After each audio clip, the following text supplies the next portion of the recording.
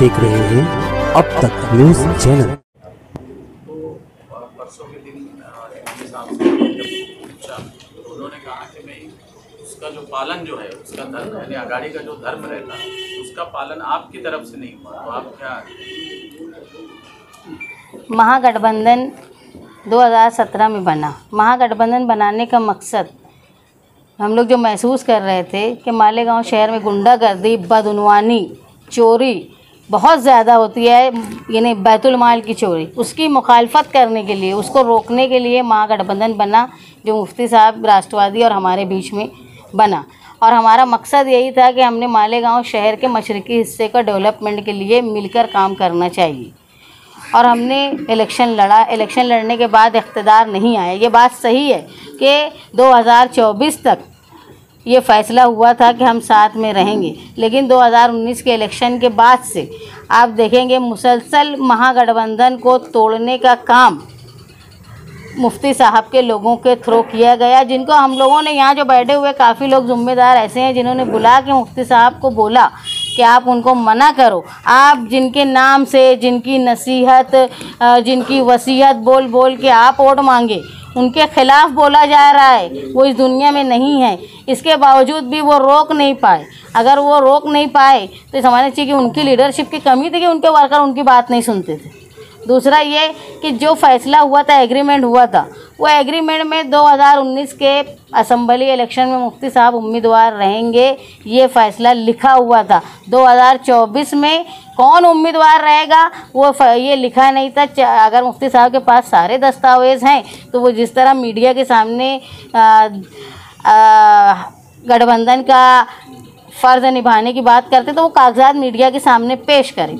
दूसरी बात ये कि हम लोग 2019 से आज तक जो देख रहे हैं कि मुफ्ती साहब हर महाज पर नुमाइंदगी करने में नाकाम और कमज़ोर रहे, चाहे वो पावर सप्लाई का मामला हो, चाहे बुनकरों की सहूलत का मामला हो। यहाँ तक कि जब बुनकरों के लिए स्टडी ग्रुप बना तो मालेगांव शहर जो सबसे बड़ा पावर लूम का मरकज़ है, वहाँ के एमएलए को नहीं लिया गया। यानी इनकी नुमाइंदगी इतनी कमज़ोर थी कि ज़रूरी नहीं समझा उन्होंने, जहाँ थोड़े थोड़े लूम है वहाँ के लोगों को लिया गया। पावर कंपनी की जो दादागिरी है, इसके ख़िलाफ़ भी मुफ्ती साहब का ज़ीरो हिकमत अमली रही। उसके बाद जो पुलिस की गुंडागर्दी जिसको बोलेंगे, जो 12 नवंबर का मामला था, 12 नवंबर के मामले में इन्होंने जो बेगुनाह 60 से ज़ायद लोग गिरफ़्तार थे, उस वक्त भी इन्होंने किसी तरह की रहनुमाई नहीं की, किसी तरह की कोशिश नहीं की लोगों को बचाने के लिए। जब गढ़ की यात्रा का मामला हुआ, शरपसंद लोग लड़ाई करने लगे। ऐसा था कि रमज़ान के अय्याम में कई मस्जिदों में तरावी में खलल हुआ, तरावी हुई नहीं। उस वक्त ये कहा गया कि मसलहत से काम लो। मसलहत तो आवाम के बीच में करनी चाहिए थी, लेकिन ऐवान में और डिपार्टमेंट में सख्ती से बोला जाना चाहिए था। वहाँ भी हमारी जो है नुमाइंदगी कमज़ोर रही, ना के बराबर रही। यहाँ तक कि नितेश राणे चाहे वो किला झोपड़पट्टी के ख़िलाफ़ बोलते हो या उन्होंने लैंड जिहाद की बात की, वहाँ पर भी इन्होंने ऐसे तो मीडिया में कहा, लेकिन जहाँ बोलना चाहिए था असम्बली में, वहाँ ऐसे शरपसंदों के ख़िलाफ़ कुछ नहीं बोला गया।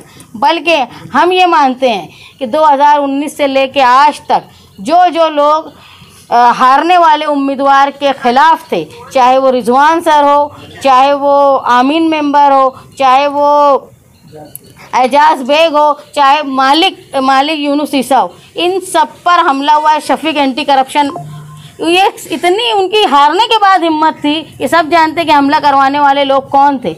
इतनी हारने वालों की हिम्मत थी और जीतने वाले अपने साथियों को बचाने में नाकाम रहे। और आप देखेंगे उनको और उनके घर के लोगों को कोई नुकसान नहीं हुआ। रिजवान सर के यहाँ घर में जहाँ उनकी बीवी और उनके बच्चे मौजूद हैं, अंधाधुंध गोलियां चली, वो तो अल्लाह की मर्ज़ी थी कि इनको कोई नुकसान नहीं हुआ। जिस तरह मालिक यूनुस ईसा पे हमला हुआ, वो तो बड़ी बात थी कि वो बच गए, हिम्मत वाले थे, ताकतवर थे।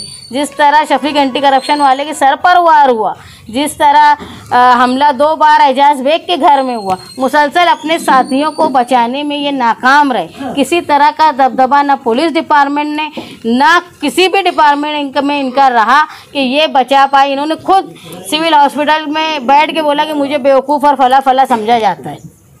तो और इनके ऊपर कोई हमला नहीं हो रहा। तो हम लोग ये महसूस कर रहे हैं कि भाई ये अपनी रहनुमाई करने में इंतहाई कमज़ोर है। गठबंधन आज भी अगर है, ये मानते हैं ये, तो गठबंधन को करने वाले जो लोग थे, जो इसमें बड़ी ताकत थी, जिन्होंने जमा किया था, आज भी उन्होंने बैठना चाहिए और हमारी बातें और गठबंधन के कागजात जो मुफ्ती साहब के पास दस्तावेज़ मौजूद हैं उसको लेकर बैठें और ये फैसला करें कि भाई ये अगर नाकाम है रहनुमाई करने में, तो गठबंधन का अब हक, फ़र्ज़ और धर्म मुफ्ती साहब ने निभाना चाहिए।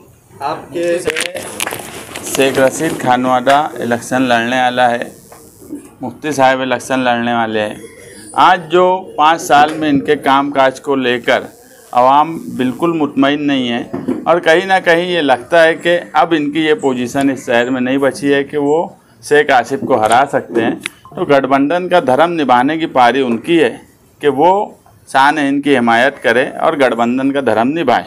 हम उनके साथ में रहेंगे हर वक्त। अगर मैं कहूँ इस शहर में हर वक्त वो जो गुरूर और घमंड की बात बोलते कि हमने 2 सीट लेकर आ गई, ऐसे बोलते हैं कि हम जैसे कभी सियासत में थे ही नहीं। ये शहर का बसना और निहाल साहब की सियासत ये एक साथ जुड़ी हुई है। कितने एहसान कितने लोगों पे किए गए हमने कभी नहीं बोले। अगर ये बोलते हैं कि मालिक यूनुस ईसा को मेयर नहीं बनाते तो भुट्टा बेचता वो, उसको वो नहीं करते तो ये करता वो, ये गुरूर और घमंड की बात है। अगर 2007 में निहाल साहब मालिक भाई को कारपोरेटर नहीं बनाते तो क्या वो मेयर बन पाते? उस वक्त पहले तो जनता दल से वो मेयर बने, मगर हमने कभी ये बात नहीं बोली। और ये 2007 में सियासत में आए, उसके बाद से मुसलसल इनका डाउनफॉल रहा। 2007 में इनकी 27 सीट आई, 9 में ये असम्बली चुन के आए, 12 में इनकी 19 सीट हो गई, कम हुई। 14 में ये एक नए लड़के से इलेक्शन हार गए जिसको हमने 2002 में आसिफ शेख को कारपोरेटर बनने के लिए नाको चने छपवा दिए थे, तो 153 वोट से चुन के आ पाए थे। डर और खौफ हमारा ऐसा था कि 2007 में मुफ्ती साहब से सेटिंग करके और बिन विरोध हो गए। उस वक्त से ये आपस में तालमेल करके इलेक्शन लड़ते रहे। अब इस शहर के हालात ऐसे आ गए, मैं हमेशा बोलता कि 25 साल में 99 से ये दोनों के आपस का तालमेल। एक बात आप देख लो कि जब 2007 से 2017 तक ये हमेशा कांग्रेस के साथ रहना इक़्तिदार में।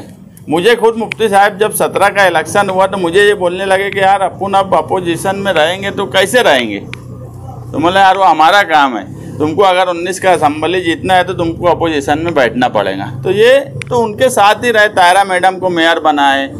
उस वक्त ख़त्म जब इनका होने लगा तो तायरा मैडम को मेयर बना दिए। तो कहीं ना कहीं ये ताकत उनको पहुंचाने की कोशिश ही की है और उनसे जो भी माली तौर पर फ़ायदा उठाने की कोशिश की है, ये एलानिया वो लोग बोले।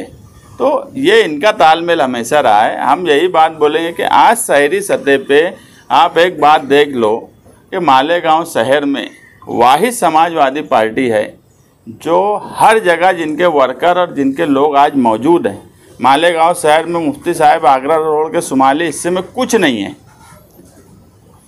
कच्चे एरिया में तुम चले जाएंगे। पहले बार एमएलए बनने के बाद भी सड़क के इस पार बाद वाले कारपोरेशन में एक उनका कारपोरेटर नहीं था मुफ्ती साहब का। हम अगर ये बोलते कि हम तुम्हारे साथ में तो तुम्हारी 7 सीट इधर से चुन के नहीं आती महागठबंधन, लेकिन हम लोग कभी तकब्बुर की बात नहीं करते कि सियासत में मौके आते हैं और एक दूसरे का साथ लिया जाता है। अगर तुम्हारा साथ दिए, जैसा आप बोल रहे हैं, अगर वो एग्रीमेंट सामने रख के कुछ लीडर अगर बैठ गए तो आप बैठना पसंद करेंगे? हाँ, तो पहले दिन से बोल रहे कि बैठ के बात करें, बैठे ना, एग्रीमेंट ले। जो 5 साल की कारकर्दगी है, 5 साल में क्या क्या लोगों के साथ हुआ। मैं एक बात बोला कि यार, अभी शान भी बोले कि यार सारे लोगों पर हमला हुआ, इनके ऊपर ही नहीं हुआ। मेरा मकसद ये नहीं है कि उनके ऊपर हो, नहीं, बहुत अच्छी बात है, वो सेफ है, उनकी फैमिली सेफ है, हमारी दुआ भी ये है कि वो सेफ रहे। मगर सारी तकलीफ तो जो उनके साथ इलेक्शन लड़े वो उठाए ना, वो गोली की शक्ल में हो, जेल की शक्ल में हो, मार धाड़ की शक्ल में हो, इनके किसी लोगों को कोई तकलीफ इनके घर पे नहीं हुई और बहुत अच्छी बात है, नहीं हुई। हमारा सिर्फ मानना ये है कि मुफ्ती साहब पूरी तरह नाकाम इस 5 साल में हो गए हैं। इसलिए अगर आज शेख आसिफ को हराने की ज़रूरत है तो उनको बैठ के गठबंधन का धर्म निभाने की बात हमारे साथ करना चाहिए।